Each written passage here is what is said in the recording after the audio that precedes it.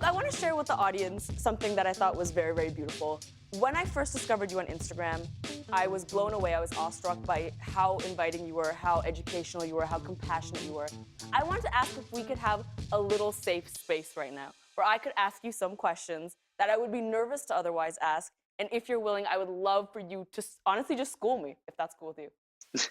I'm so willing. Okay, Bring it on. I actually wrote them down because I was like, I made a list and I was like, I want to write these down. I want to not miss any. So I feel like there's two terms that I get confused sometimes, and I can't genuinely say that I completely know the difference. Gender non-conforming and gender non-binary. Sure, absolutely. So if you're non-binary, that means you're neither exclusively a man nor a woman. If you're gender non-conforming, that means you visibly defy society's ideas of what gender should look like. So let me give some examples. You might be a woman, but present as more traditionally masculine, so you're gender non-conforming. But then there might be someone who is just neither a man nor a woman. That person's non-binary. And so, what is the appropriate time, or is there an appropriate way to ask someone how they identify? Because I'm of the belief that I, of course, want to be respectful to everyone. I think that it's not necessary for everyone to know your identity unless you're like actual friends or like vibing. Like, we don't go up on the street and just ask cis people, so when did you know that you were cisgender, you know? So what I say is actually what's most important is people's pronouns, less so their identity. So what I ask is just, hey, what are your pronouns? So I love that you said that, because I feel like for some irrational reason I can't think of right now, I would be nervous to ask that, but you're saying it's completely fine to say, hi, what are your pronouns? Wow. In the same way that we ask people their name without assuming their name, we're trying to normalize just asking people their pronouns without assuming their pronouns. Absolutely. Wow, that is, okay, so now I'm gonna get real. I am not gonna sit here and pretend I am a perfect person.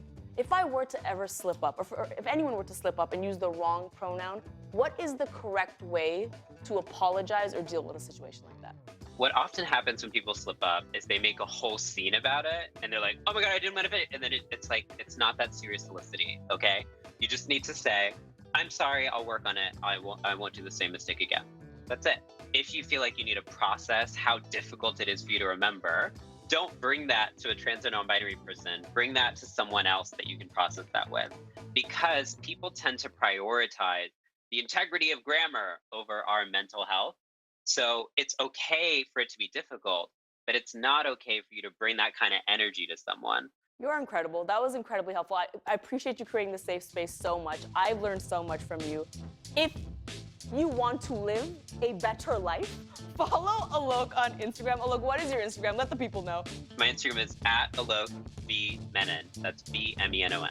Your life will be better. But not only that, check out Alok's latest book called Beyond the Gender Binary. I have read it, and there we go.